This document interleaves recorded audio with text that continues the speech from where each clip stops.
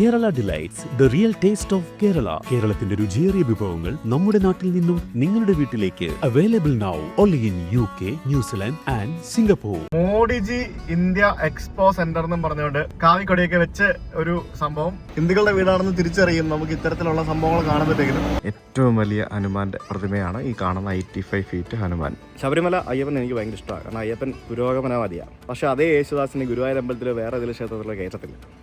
Welcome to the temple in the sea. Yes, നമ്മളിപ്പോൾ ഉള്ളത് ഇങ്ങനെ ട്രിനിഡാഡ് ആൻഡ് ടൊബാഗോയിലാണ്. ഇവിടെ കടൽ തീരത്ത് കടലിൽ ഒരു ക്ഷേത്രമുണ്ട്. അവിടേക്കാണ് നമ്മൾ വന്നിരിക്കുന്നത്. Temple in the see. ഇത് ഒരു പ്രൈവറ്റ് ക്ഷേത്രമാണ്. രാവിലെ 8 മണി മുതൽ 4:30 വരെയാണ് ഇത് ഓപ്പൺ എന്ന് പറഞ്ഞ് എഴുതിയിട്ടുണ്ട്. നമുക്ക് ഇവിടെ കൊടികളൊക്കെ കാണാം. അപ്പോൾ ഞങ്ങളെല്ലാവരും കൂടെ അമ്പലത്തിൽ പോകാൻ വേണ്ടി വന്നതാണ്. ഇവിടെ ഞാൻ ഈ രാജ്യത്ത് വന്നിട്ട് ആദ്യമായിട്ട് പോകുന്ന അമ്പലമാണ്. കയറി വരുമ്പോൾ തന്നെ നമുക്കൊരു ശിവൻ്റെ ഒരു പ്രതിമ നമുക്കിവിടെ കാണാൻ സാധിക്കും. വളരെ വ്യത്യസ്തമായ ഒരു മുഖഭാവമുള്ള ഒരു ശിവനാണ്. ചിരിച്ചുകൊണ്ടിരിക്കുന്ന ഒരു ശിവനെയാണ് നമുക്ക് കാണാൻ സാധിക്കുന്നത്. ശിവൻ നമുക്കിവിടെ ഒരു കാവി ഷാളൊക്കെ ഇട്ടിട്ട് അങ്ങനത്തെ ഒരു രീതിയിലാണ് ഇരിക്കുന്നത്. ഇത് എന്ത് ക്ഷേത്രമാണെന്നൊക്കെ ഞാനിത് വിശദമായിട്ട് പറഞ്ഞുതരാം. അതിന് മുമ്പായിട്ട് നമുക്ക് ഇവിടുത്തെ കാഴ്ചകളൊക്കെ കാണാം. ശിവൻ കഴിഞ്ഞിട്ട് നമുക്ക് തൊട്ടിപ്പുറത്തായിട്ട് മഹാലക്ഷ്മിയുടെ ഒരു പ്രതിഷ്ഠ നമുക്ക് കാണാൻ സാധിക്കും. അതും വളരെ മനോഹരമായിട്ടുള്ള ഒരു മഹാലക്ഷ്മിയുടെ പ്രതിഷ്ഠയാണ്. മഹാലക്ഷ്മി എന്ന് പറഞ്ഞു കഴിഞ്ഞാൽ നമുക്ക് സമ്പത്ത് തരുന്ന ദേവി എന്നാണ് അർത്ഥം. ഇത് കാണുമ്പോഴത്തേക്കിനും എനിക്ക് ഒറീസയിലൊക്കെ ഞാൻ കുറേ ക്ഷേത്രങ്ങളിലൊക്കെ പോയിട്ടുണ്ട്. നമ്മൾ INB ട്രിപ്പിൻ്റെയൊക്കെ സമയത്ത് അതുപോലെയുള്ള ഒരു ക്ഷേത്രം പോലെയാണ് എനിക്കിവിടെ തോന്നുന്നത്. ശരിക്കും ഇത് കടലിൽ ഇറക്കിയാണിത് പണിതിരിക്കുന്നത്. കണ്ടോ, കടലിലിറക്കി എന്ന് പറഞ്ഞു കഴിഞ്ഞാൽ ശരിക്കും കടൽ നികത്തി എടുത്തിട്ട് ഉള്ള ഒരു ചെറിയ ഒരു പ്രദേശത്താണ് നമുക്ക് ഈ ഒരു ക്ഷേത്രം നിർമ്മിച്ചിരിക്കുന്നത്. നമുക്ക് ആ ഒരു ചെറിയൊരു ഐലൻഡ് പോലത്തെ ഒരു പ്രദേശമാണ്, നമുക്കത് കാണാൻ സാധിക്കും. ഇതെല്ലാം പ്രൈവറ്റ് ക്ഷേത്രങ്ങളാണ്. ഇത് ഓരോരോ ട്രസ്റ്റുകളുടെയും അതേപോലെ തന്നെ ഓരോരോ ആളുകൾ നിർമ്മിച്ചതും അങ്ങനെയുള്ള പല രീതിയിൽ നിർമ്മിക്കപ്പെട്ട ക്ഷേത്രമാണ്. അപ്പോൾ ആ കാവിക്കൊടികളൊക്കെ വെച്ചിരിക്കുന്ന ആ ഒരു വഴിയിലൂടെ നമ്മളിങ്ങനെ നടന്ന് എത്തുമ്പോഴത്തേക്കും ഇവിടെ നമുക്ക് ഒരു പ്രധാന ഒരു ബിൽഡിംഗ് കാണാൻ സാധിക്കും.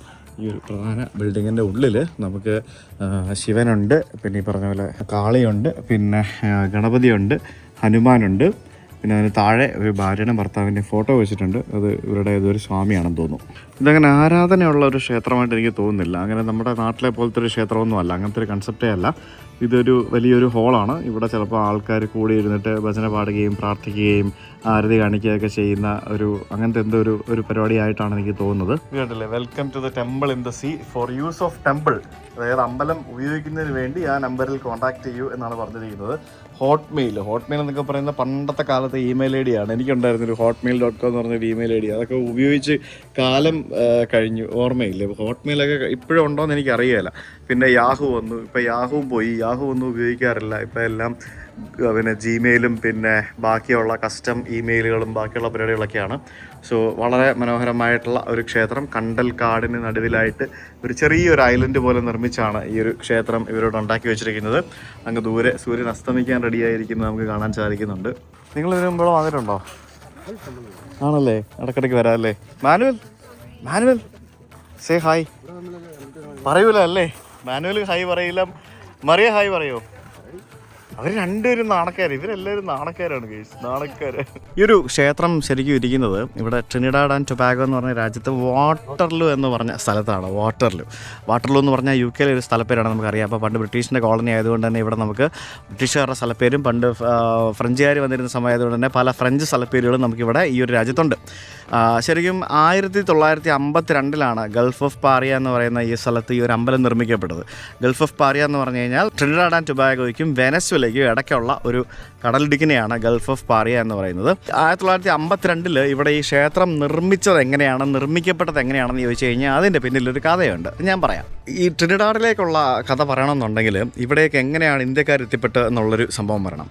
1845 മുതൽ 1917 കാലഘട്ടം വരെയാണ് ഇവിടെ ഒരു ഇന്ത്യക്കാർ വന്നു തുടങ്ങിയത്. 1745 ആദ്യമായിട്ട് ഇവിടേക്ക് ഇന്ത്യക്കാർ വന്നത്. അത് ചുമ്മാ ഇപ്പോഴത്തെ പോലെ ആളുകൾ അങ്ങോട്ടും ഇങ്ങോട്ടും മൈഗ്രേറ്റ് ചെയ്ത പോലെ വന്ന സംഭവങ്ങൾ സംഭവങ്ങളൊന്നുമല്ല.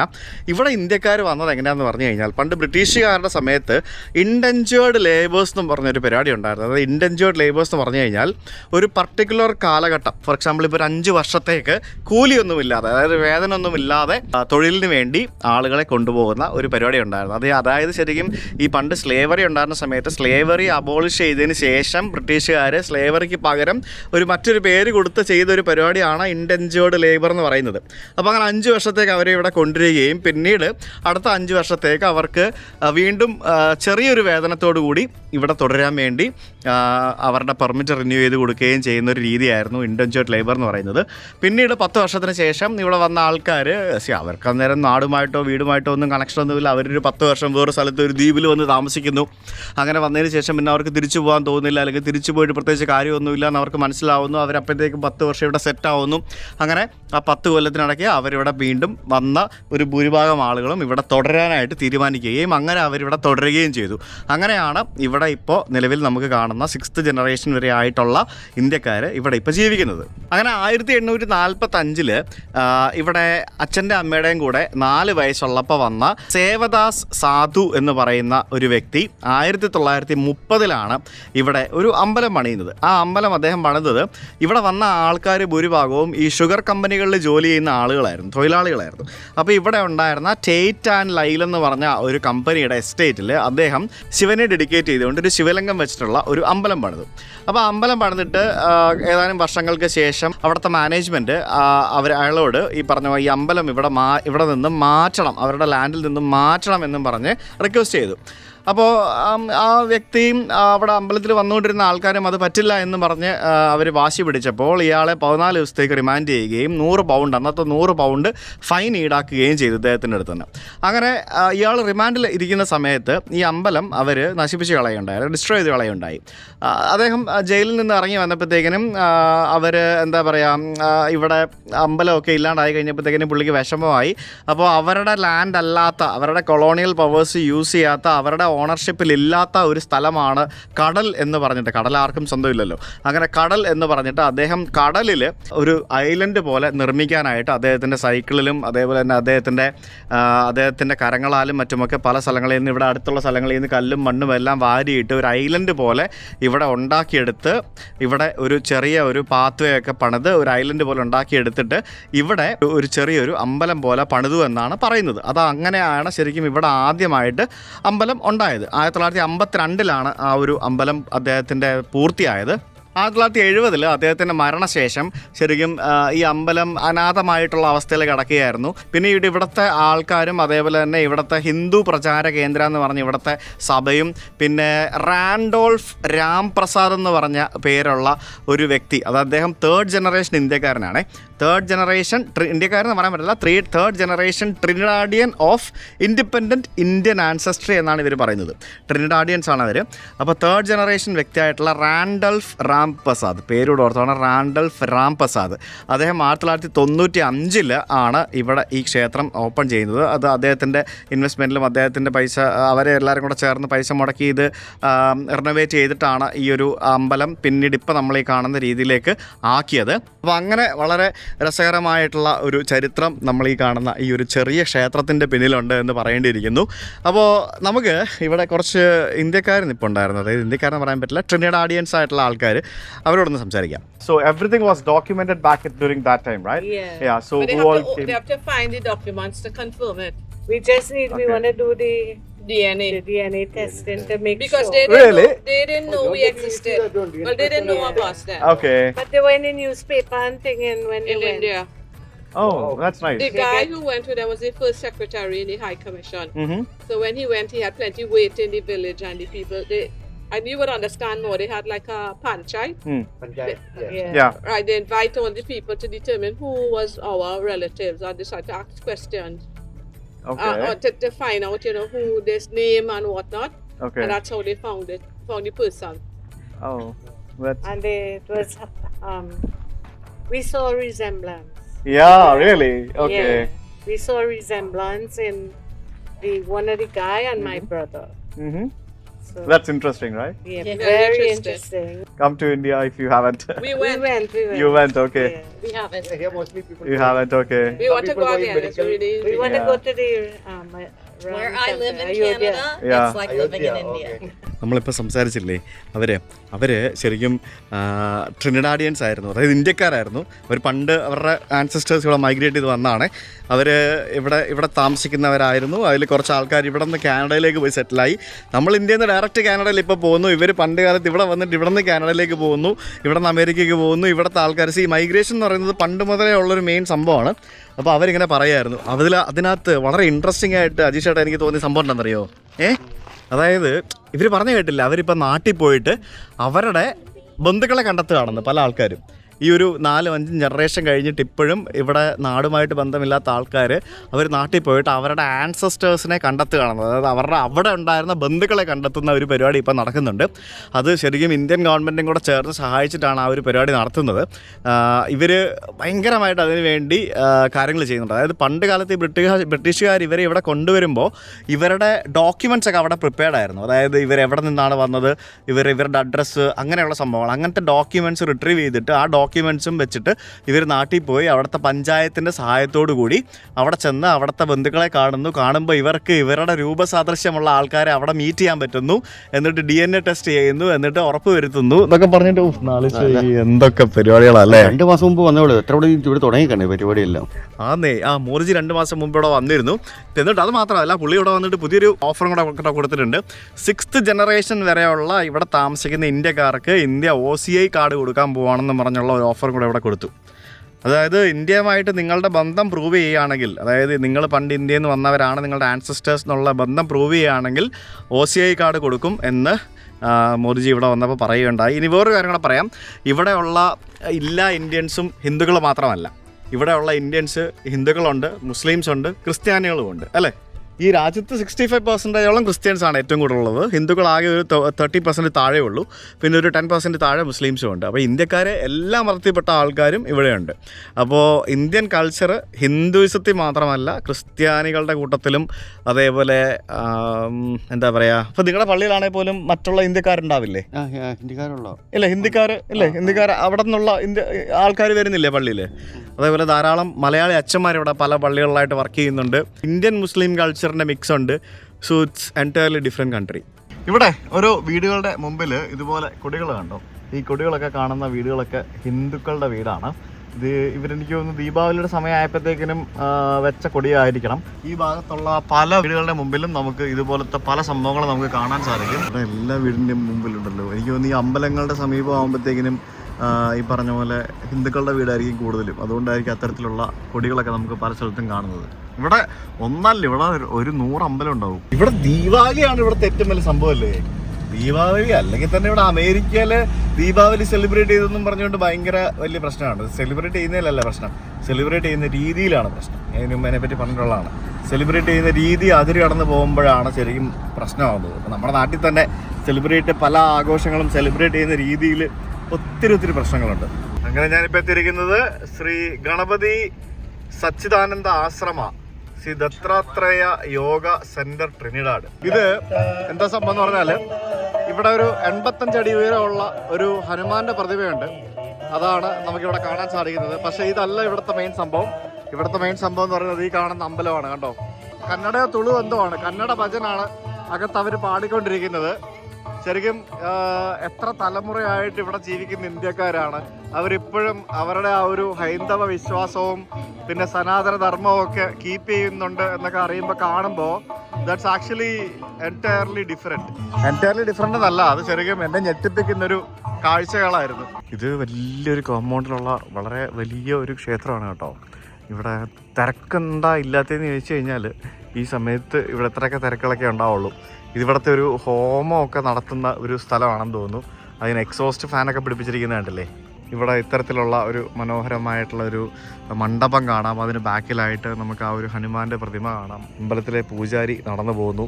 ശരിക്കും ഇവിടെ ഞാനിതൊക്കെ കാണുന്നത് ഭയങ്കര എന്താ പറയുക ആശ്ചര്യത്തോടെയാണ്. ഇതൊന്നും ഇവരൊന്നും ഇന്ത്യക്കാരെന്ന് പോലും നമുക്ക് പറയാൻ പറ്റില്ല. നമ്മളിപ്പോൾ ഉള്ള ഈ കാനഡയിലും UK-ലും പോയി ജീവിക്കുന്ന ഇന്ത്യക്കാരെ പോലെ അല്ല ഇവരെന്നുള്ളത് നിങ്ങൾ ആദ്യം മനസ്സിലാക്കുക. ഇവർ ട്രിനിഡാഡിലെ ആൾക്കാരാണ്, ഇവിടുത്തുകാരാണ്. ഇവർ 100 വർഷങ്ങൾക്ക് മുൻപ് ഇവിടേക്ക് വന്ന ആൾക്കാരാണ്. അതായത് നമ്മുടെ നാട്ടിലേക്ക് പണ്ട് പേർഷ്യൻസും അതേപോലെ തന്നെ ബ്രിട്ടീഷുകാരും മറ്റുമൊക്കെ എങ്ങനെയൊക്കെ എത്തിപ്പെട്ടോ അതേപോലെ അവരിവിടെ അടിമകളായിട്ട് വന്നു എന്നുള്ളത് മാത്രമേ ഉള്ളൂ വ്യത്യാസം. അല്ലെങ്കിൽ തൊഴിലിന് വേണ്ടി അന്ന കാലത്ത് അടിമകളായിട്ട് എത്തിപ്പെട്ടു എന്നുള്ളത് മാത്രമേ ഉള്ളൊരു വ്യത്യാസം. ഇതിനകത്തൊരു വലിയൊരു ഹാളുണ്ടേ. അത് ഒരു ആശ്രമവും അതേപോലെ തന്നെ ഇത്തരത്തിലുള്ള ഒരു ഹോളും അങ്ങനത്തെ ഒരു സെറ്റപ്പാണ്. കല്യാണങ്ങളും അങ്ങനത്തെ പല പരിപാടികളൊക്കെ നടത്തുന്ന ഒരു ഹോള്. ഇതിനകത്തും നമുക്ക് വിഗ്രഹങ്ങളുണ്ട്, ശിവലിംഗമുണ്ട്, അതേപോലെ തന്നെ രാജരാജേശ്വരി എന്നാണ്. നമുക്ക് രാജരാജേശ്വരിയുടെ പ്രതിഷ്ഠയാണ് പ്രധാന പ്രതിഷ്ഠ. പിന്നെ ഇവിടെ ഇവരുടെ ഈ ഒരു സ്വാമിജി കണ്ടോ, ആ ഒരു സ്വാമിജിയാണ് ഈ ഒരു ട്രസ്റ്റിൻ്റെ അല്ലെങ്കിൽ ഈ ഒരു അമ്പലത്തിൻ്റെ ഫൗണ്ടർ. പിന്നെ ഇവിടെ നമുക്ക് പല പല വിഗ്രഹങ്ങളൊക്കെ നമുക്ക് കാണാൻ സാധിക്കും. ഗണപതിയുണ്ട്, പിന്നെ രാജരാജേശ്വരി ഉണ്ട്, പിന്നെ ശിവൻ്റെ വിഗ്രഹമുണ്ട്. ഇവിടുത്തെ ആൾക്കാരൊക്കെ ഇത്തരത്തിൽ കസേരയിലിരുന്നാണ് പ്രാർത്ഥിക്കുന്നത്. കാലം മാറുന്നതനുസരിച്ചിട്ട് ഓരോ സംഭവങ്ങളിങ്ങനെ മാറുകയാണല്ലോ. നമ്മുടെ നാട്ടിൽ എവിടെ ഇത്തരത്തിൽ ഹവനകുണ്ടത്തിന് സമീപത്ത് അതിനൊരു എക്സോസ്റ്റ് വെച്ചിട്ട് അതിങ്ങനെ മുകളിലേക്ക് പുക കൊണ്ടുപോകുന്ന രീതിയിലുള്ളൊരു സെറ്റപ്പ് ഞാൻ ഇവിടെ ഇതുവരെ കണ്ടിട്ടില്ല. അതെന്തായാലും ഇതൊക്കെ ഈ പറഞ്ഞ പോലെ കാലോചിതമായിട്ട് വരുന്ന മാറ്റങ്ങളാണ് പലതും. ജയ് ഹനുമാൻ രാമദൂത തുലിത ബലനാമ മഹാവീര വേഗം ഭജരംഗേ. വമ്പൻ സെറ്റപ്പാണോ കേട്ടില്ലേ? എന്തോ ദീപാവലിയുടെ റിലേറ്റഡ് ആയിട്ടുള്ള പരിപാടി ദീപാവലി കഴിഞ്ഞ മാസങ്ങൾ കഴിഞ്ഞാലും ഇവർ നടത്തിക്കൊണ്ടിരിക്കും. നമ്മൾ ഓണപ്പരിപാടി നടത്തുന്ന പോലെ അവിടെ ഭജൻസ് ഒക്കെ പാടുന്നു. ഇവിടെ എല്ലാം ഡെക്കറേറ്റ് ചെയ്ത് വെച്ചിരിക്കുന്നു. പൂജാരിമാർ 2 പേരും പുറത്ത് നിൽക്കുന്നു. അടിപൊളി, നല്ല കിടിലം വൈബ്.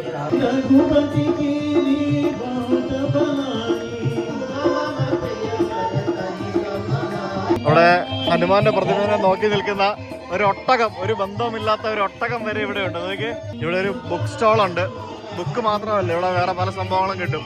ഈ ആധ്യാത്മികപരമായിട്ടുള്ള കാര്യങ്ങളെല്ലാം വിൽക്കുന്ന ഒരു കടയാണ് ഈ കാണുന്നത്. കണ്ടില്ലേ, ഇവിടുത്തെ ആൾക്കാരും വണ്ടിയിലൊക്കെ ഓമൊക്കെ ഒട്ടിച്ച് വെച്ചിരിക്കുന്നുണ്ടോ. ഇപ്പം ഇവിടെ നമ്മുടെ നാട്ടിലെ UP ബീഹാർ എന്നീ സ്ഥലത്തു നിന്നുള്ള ആൾക്കാരല്ലേ വന്നത്. പക്ഷെ നമ്മുടെ നാട്ടിലെ UP ബീഹാറായിട്ട് ഒരിക്കലും കമ്പയർ ചെയ്യരുത് കേട്ടോ. പണ്ട് കാലത്ത് ആൾക്കാർ ഇവിടെ വന്നതുകൊണ്ട് ഇവിടുത്തെ ആൾക്കാർക്ക് കുറച്ച് സിവിക് സെൻസ് വെച്ചിട്ടുണ്ട്. നമ്മുടെ നാട്ടിൽ ഇപ്പോഴും ആ ഭാഗത്തുള്ള കുറച്ച് ആൾക്കാർക്ക് സിവിക് സെൻസ് ഈസ് ലാക്കിംഗ്. പിന്നെ 1800 കാലഘട്ടങ്ങളിൽ 185 വർഷം മുമ്പ് അന്നത്തെ ആൾക്കാർ UP നിന്നും ബീഹാറിൽ നിന്നും ഇവിടെ വന്ന സമയത്ത് അവരുടെ ആ ഒരു തലമുറ സ്ട്രഗിൾ ചെയ്തു. പക്ഷെ അതിന് ശേഷമുള്ള ആൾക്കാരും തലമുറ എല്ലാം രക്ഷപ്പെട്ടു.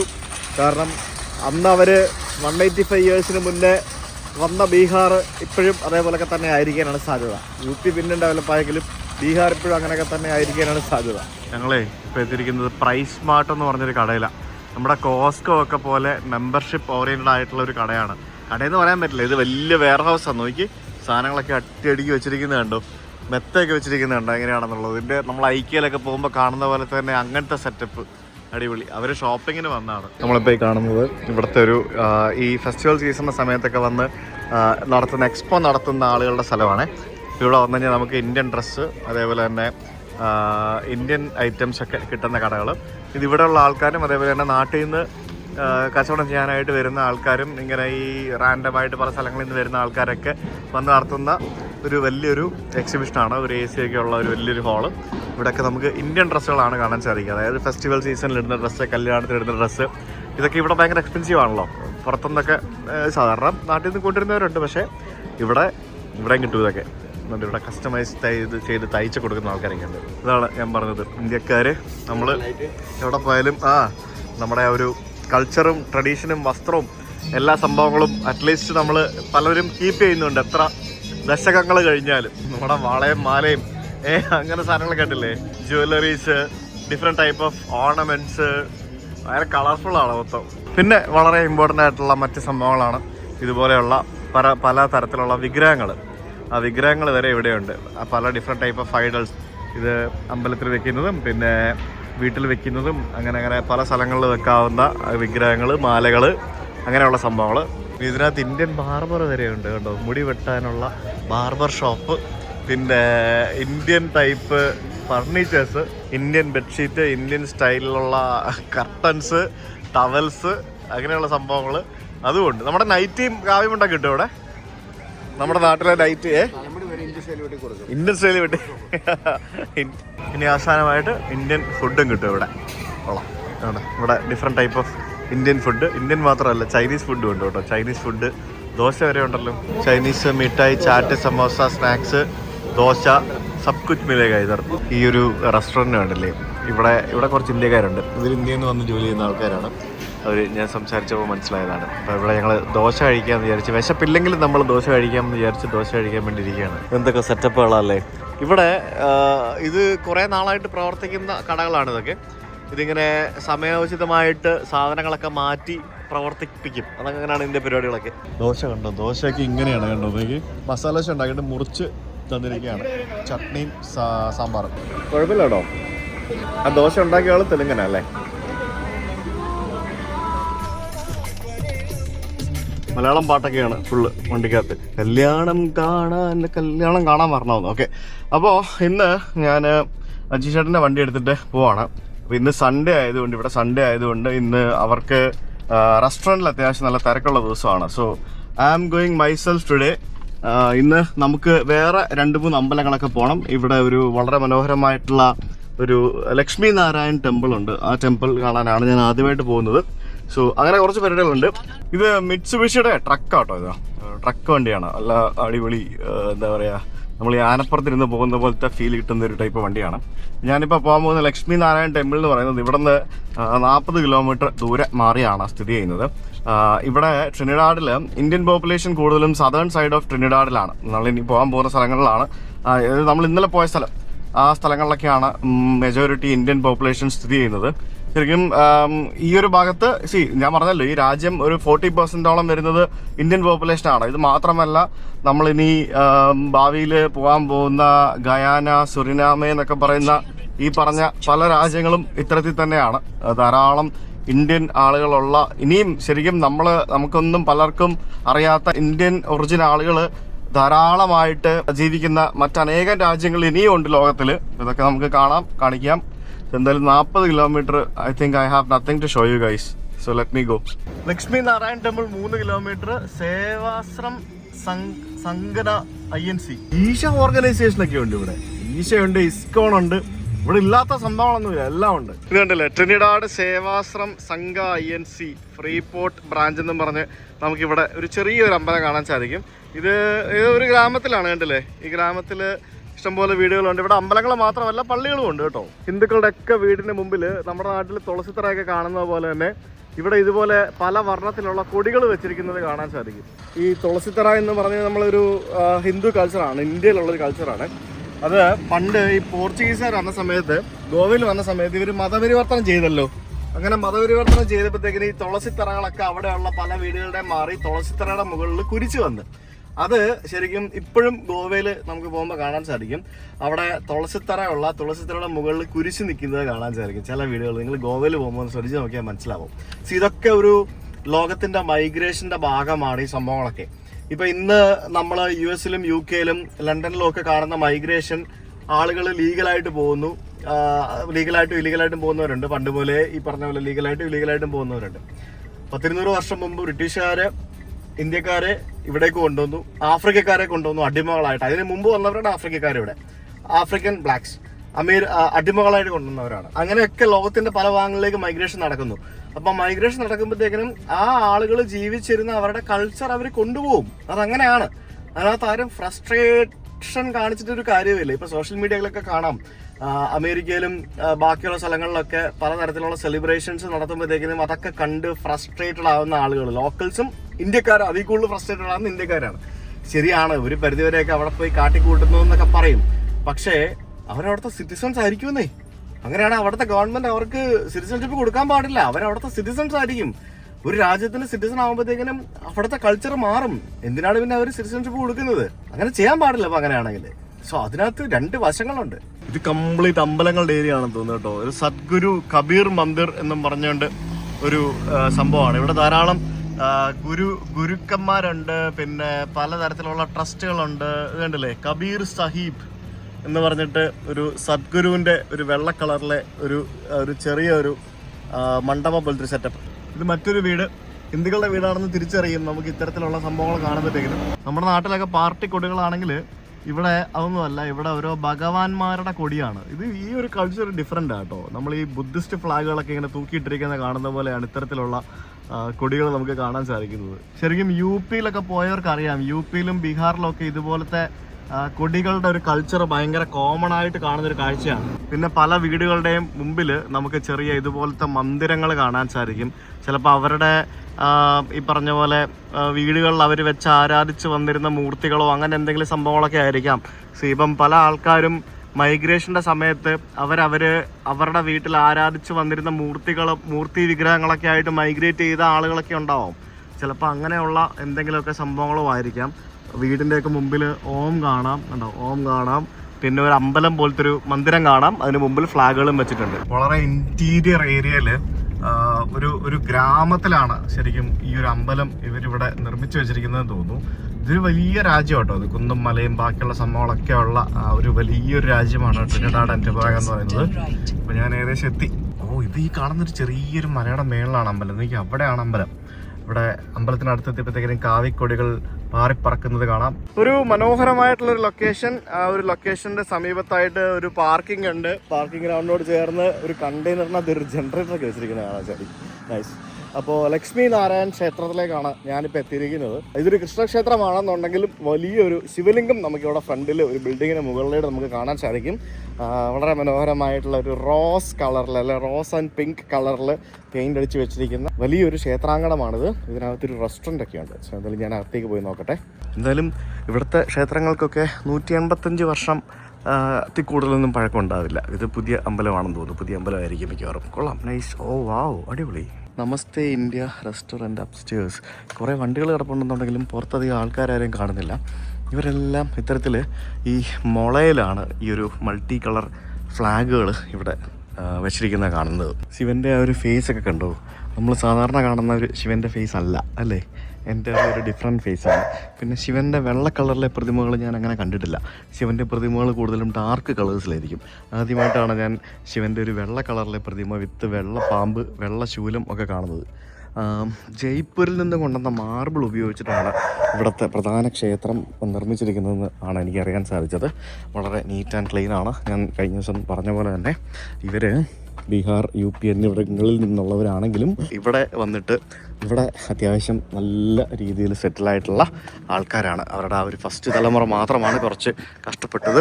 ബാക്കിയുള്ള ആൾക്കാരെല്ലാവരും വളരെ നല്ല രീതിയിലേക്ക് മാറി എന്നുള്ളതാണ് എനിക്കറിയാൻ സാധിച്ചത്. അതായത് ഇവിടുത്തെ ഇന്ത്യക്കാരെന്ന് പറയുന്നത് വളരെ നല്ല രീതിയിൽ പല ബിസിനസ്സുകളും ചെയ്ത് ജീവിക്കുന്ന ഒരു കൂട്ടം ആൾക്കാരാണെന്നൊക്കെ അറിയാൻ സാധിച്ചു. ഇന്ത്യക്കാർ പൊതുവെ എല്ലാവരും കേട്ടോ.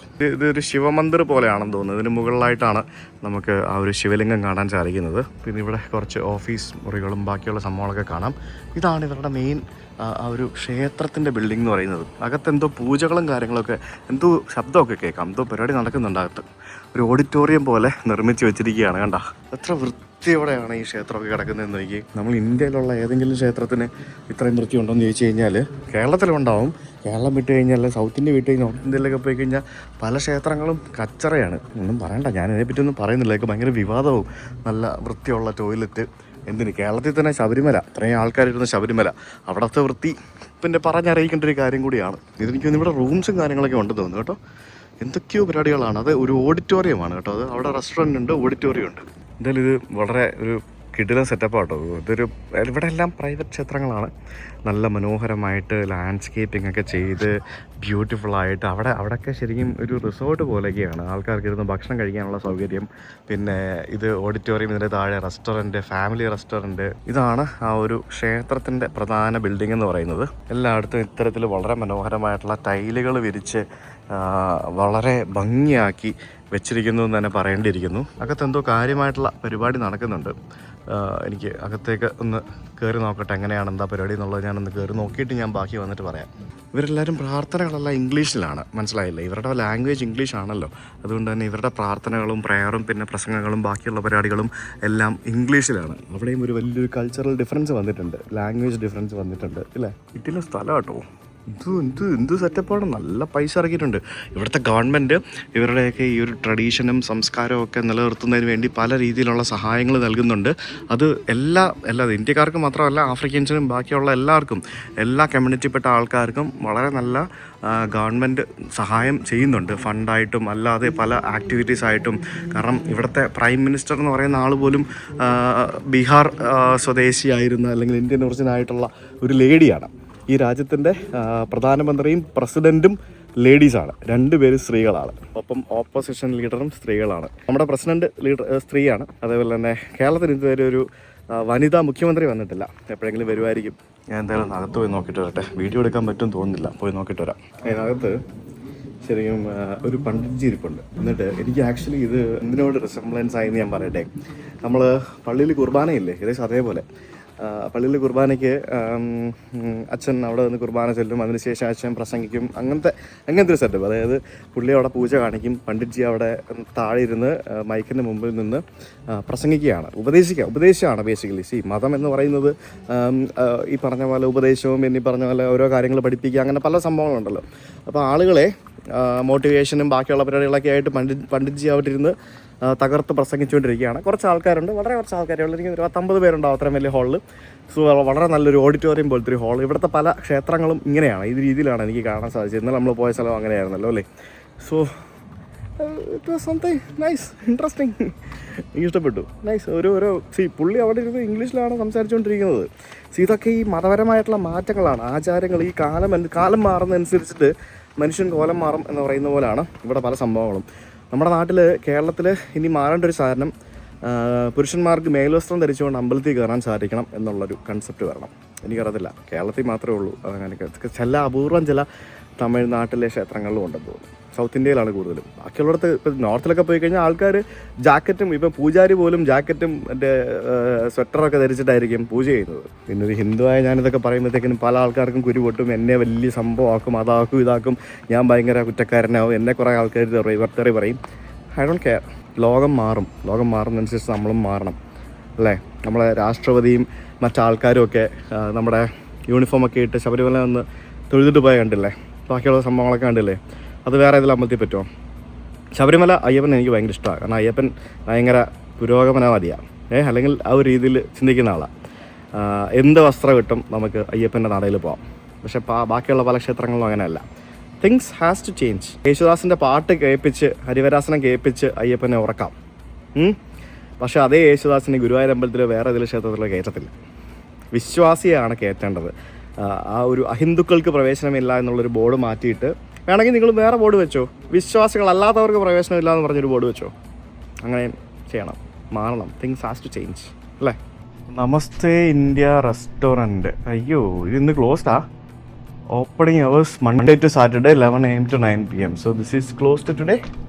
Is it closed today?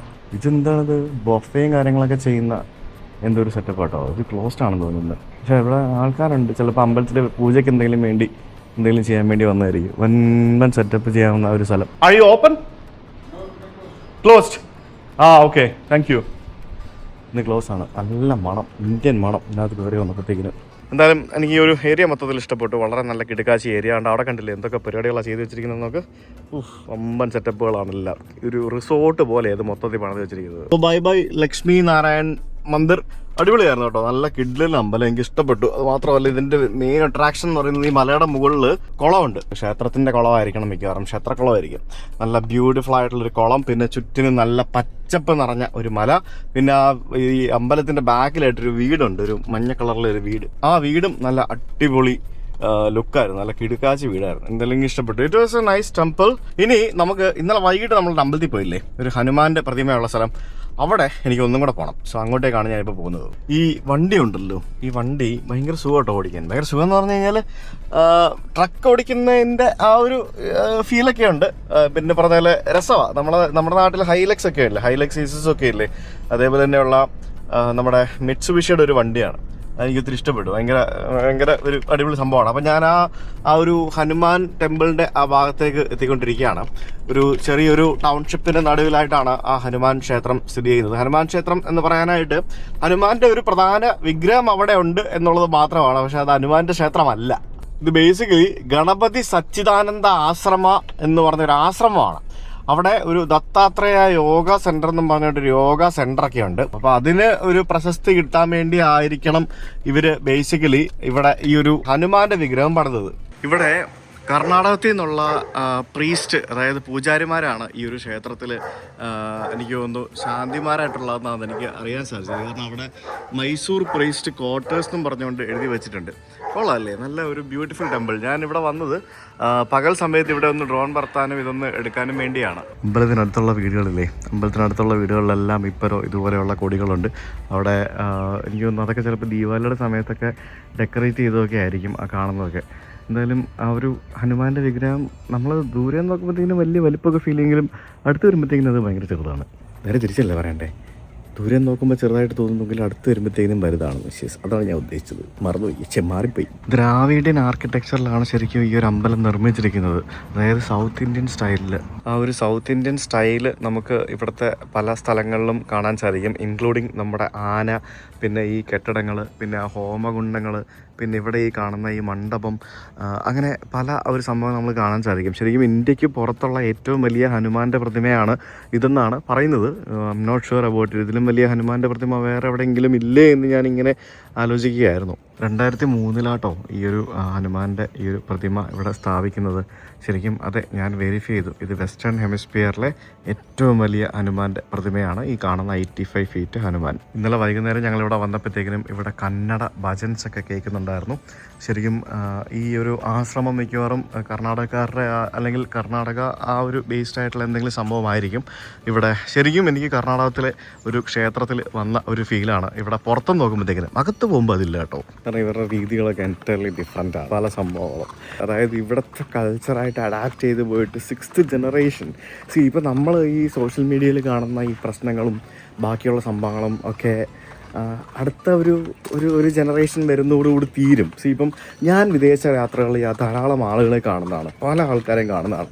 നമ്മുടെയൊക്കെ കാലത്തുള്ള ജനറേഷൻ മൈഗ്രേറ്റ് ചെയ്ത് USA, കാനഡ, UK ഈ പറഞ്ഞ സ്ഥലങ്ങളിലേക്ക് പോകുന്നു. ഞാനിതുവരെ 90 രാജ്യങ്ങൾ സന്ദർശിച്ചിട്ടുണ്ടെങ്കിൽ ഇതിൽ 88 രാജ്യങ്ങളിലും അല്ലെ 85 രാജ്യങ്ങളിലും എനിക്ക് എൻ്റെ ഫോളോവേഴ്സ് ആയിട്ടുള്ള ആൾക്കാരുണ്ട്. പക്ഷേ ഇനി അത് അടുത്ത വരുന്ന ജനറേഷനിൽ അതുണ്ടാവില്ല, അത് മാറും. കാരണം അവർ ചിലപ്പോൾ ഇന്ത്യയിലേക്ക് പോലും വരുമോ എന്ന് ചോദിച്ചു കഴിഞ്ഞാൽ അവർ വരും, അവരുടെ പേരൻസ് ഉള്ളതുകൊണ്ട്. പക്ഷെ അവരുടെ മക്കൾ ഇപ്പം മൈഗ്രേറ്റ് ചെയ്ത ആൾക്കാരുടെ മക്കളുടെ മക്കളൊന്നും പിന്നെ ഇന്ത്യ പോലും കാണാൻ സാധ്യതയില്ല, ഇന്ത്യയിലേക്കൊന്നും വരാൻ പോലുള്ള സാധ്യത കാണുന്നില്ല. അപ്പോൾ അതങ്ങനെ മാറി പോകും. അതങ്ങനെയാണ് ഇതിൻ്റെ പരിപാടികൾ. അപ്പോൾ ഇപ്പോൾ നമ്മൾ ഈ സോഷ്യൽ മീഡിയയിൽ കാണുന്ന ഇന്ത്യക്കാരെ തെറിവിളിക്കുന്ന സംഭവങ്ങളൊക്കെ പതുക്കെ ഗ്രാജുവലി ഇല്ലാണ്ടാവും. അത് അവരുടെ കൾച്ചറിൻ്റെ ഭാഗമാവും. നാളെ കാനഡയിൽ അല്ലെങ്കിൽ UK യിലും US ലും ഒക്കെ ദീപാവലി ഹോളിഡേ ആയി മാറും, ദീപാവലി ഗവൺമെൻറ് ഹോളിഡേയ്സ് ആയി മാറും, അല്ലെങ്കിൽ അതുപോലെയുള്ള പല സംഭവങ്ങളും. പട്ടി ഇതാണ് ഇവരുടെ currency. Trinidad and Tobago dollar എന്നാണ് പറയുന്നത്. ഇതൊരു $1 എന്ന് പറഞ്ഞാൽ നമ്മുടെ 13 രൂപയാണ് വരുന്നത്. 13 രൂപ ഒരു ഡോളർ എന്ന് പറഞ്ഞാൽ 13 രൂപ. അതാണ് സംഭവം. സോ പ്ലാസ്റ്റിക് നോട്ടാണ് ഇത്. $10 കുറേ പക്ഷികളും പിന്നെ ഇവരുടെ കോട്ടോ ഫാംസും അങ്ങനെയൊക്കെയുള്ള ഒരു നോട്ടാണ്. $10 130 രൂപ വരും. ഇത് $20 ആണ്. അവരുടെ ഫ്ലാഗ് ഒക്കെ ഉണ്ട്. നൈസ്, നല്ല അടിപൊളി ഡിസൈനാണ് ഇത്. ഈ പ്ലാസ്റ്റിക് നോട്ട് എന്ന് പറയുമ്പോഴത്തേക്കും കുറച്ചുകൂടെ നല്ല ക്വാളിറ്റി ഉണ്ടാവും. It's very easy to handle. ഇതാണ് $100 100 ട്രിനിഡാഡ് ഡോളേഴ്സ് എന്ന് പറയുമ്പോൾ ഏകദേശം 1300 രൂപ വരും. അല്ലേ, നല്ല അടിപൊളി ഡിസൈനാണ്. ഓരോ നോട്ട് ഓരോ കളർ. എന്താ ഇതിനകത്ത് ഇൻഡസ്ട്രി, എനിക്ക് തോന്നുന്നു ഷുഗർ മില്ലാണ് തോന്നുന്നു കാണുന്നത്. എന്തായാലും സംഭവങ്ങളാണ്. ഇവിടെ ഒരു കടയുണ്ടോ, സഹീന ഉണ്ടോ എന്ന് നോക്കട്ടെ. സഹീനയാണ് ഇതുവരെ കിട്ടാതിരുന്നത്. സഹീന എഴുതിയിട്ടുണ്ട്, പക്ഷെ തീർന്ന് കാണാം, ലേറ്റ് ആയില്ലേ. Hi, do you have Saheena? I need one. Thank you. ഇതാണ് നമ്മുടെ സഹീന. കണ്ടോ, ഇത് ചേമ്പല വെച്ചുണ്ടാക്കുന്ന ഒരു സാധനമാണ്. ഞങ്ങൾ പത്രവട ഉണ്ടാക്കത്തില്ലേ, അതേപോലത്തെ. വണ്ടി ഓഫ് ചെയ്യട്ടെ. ചേമ്പല വെച്ചുണ്ടാക്കിയൊരു സാധനം. It's nice, no? അടിപൊളി ക്രിസ്പി സാധനം തോന്നി. അത് പൊളിച്ച് ഇത് ചനയൊക്കെ വെച്ച് ഇതിനകത്ത് കരീബിയൻ സോസൊക്കെ ഇട്ട്, ഈ എല്ലാത്തിലും കരീബിയൻ സോസ് ഉണ്ടാവും, പെപ്പർ സോസ്. അതാണ് ഈ വ്യത്യാസം. ഇന്ത്യൻ ഫുഡും ഇൻഡോ ട്രിനിഡാഡ് ഫുഡും തമ്മിലുള്ള വ്യത്യാസം. നൈസ്, വെറൈറ്റി സാധനം കേട്ടോ. വേറെ ഫുഡ് അടിപൊളി കേട്ടോ. കരീബിയൻ രാജ്യത്ത് എനിക്ക് ഏറ്റവും ഇഷ്ടപ്പെട്ട ഫുഡ് ട്രിനിഡാഡിൻ്റെ.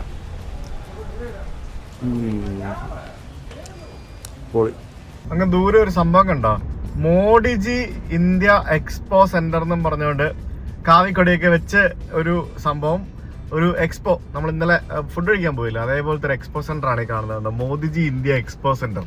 അതിന്റെ ബാക്കിൽ മോൾ ഓഫ് അമേരിക്ക എന്നും പറഞ്ഞിട്ട് അമേരിക്കയുടെ പരസ്യമുണ്ട്. അടിപൊളി. എന്തുവാണ് ഇത്, മോദിജിയുടെ ഒക്കെ പേര് കൊടുത്തിട്ട് എക്സ്പോ സെന്റർ നടത്തേണ്ട എന്താ പറയാ ഒരു സാഹചര്യമാണോ ഇവിടെയൊക്കെ? എനിക്കറിയില്ല കേട്ടോ എന്താ സംഭവം എന്നുള്ളത്. ഇങ്ങനെ എന്തായാലും കയറി നോക്കാം എന്നാ പരിപാടി.